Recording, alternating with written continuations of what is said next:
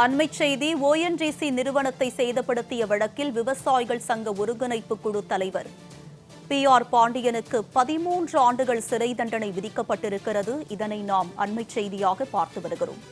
PR பாண்டியனுக்கு 13 ஆண்டுகள் சிறை தண்டனை விதிக்கப்பட்டிருக்கிறது. திருவாரூர் மாவட்டம் காரியமங்கலம் கிராமத்தில் கடந்த 2015ஆம் ஆண்டு ஓஎன்ஜிசி நிறுவனத்தை சேதப்படுத்தியதாக தொடரப்பட்ட வழக்கில் PR பாண்டியனுக்கு 13 ஆண்டுகள் சிறை தண்டனை விதிக்கப்பட்டிருக்கிறது. இதனை நாம் அண்மைச் செய்தியாக பார்த்து வருகிறோம்.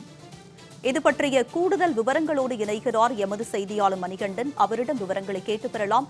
மணிகண்டன், இந்த வழக்கு தொடர்பான விரிவான விவரம் என்ன பதிவு பண்ணுங்க? வணக்கம் உமா. அதாவது திருவாரூர் மாவட்டம் மன்னார்குடி வட்டப்பட்ட காரியமங்கலம் பகுதியில் ONGC கச்சா எண்ணெய் அழைப்பு மையம் இருந்து வருகிறது. இத்தகைய மையத்தை 2015ஆம் ஆண்டு விவசாய சங்கங்களின் ஒருங்கிணைப்பு குழு தலைவர் PR பாண்டியன் தலைமை 22 பேர் அங்கு ரகளையில் ஈடுபட்டு சேதப்படுத்தினர்.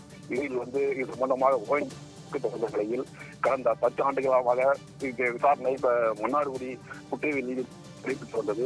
இத்தகைய நிலையில் இன்று திருவாரூர் உள்ள மகிழா கோர்ட்டில் இத்தகைய தீர்ப்பு வழங்கப்பட்டது.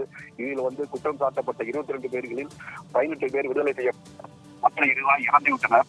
இதில் PR பாண்டியன் விவசாய சங்க ஒருங்கிணைப்பு குழு PR பாண்டியனுக்கு ஆண்டுகள் சிறை தண்டனையும் 13,000 ரூபாய் அபராதம் வைத்து நீதிபதி தீர்ப்பு வழங்கினார்.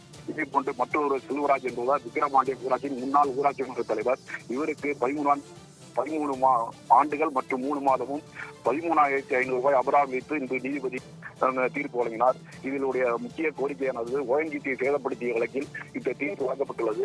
இங்கு தற்போது எவர்கள் கைது செய்யப்பட்டு திருச்சி மத்திய உள்ளனர்.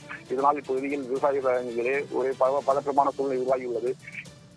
நாளை ரயில் மறியல் போராட்டம் PR பாண்டியன் தலைமையில் திருவாரூரில் நடைபெறும் நிலையில் இன்று பெரும் விவசாயிகள் மத்தியில் பெரும் பதற்றத்தை ஏற்படுத்தியுள்ளது. உங்களுடைய விரிவான விவரங்களுக்கு நன்றி மணிகண்டன்.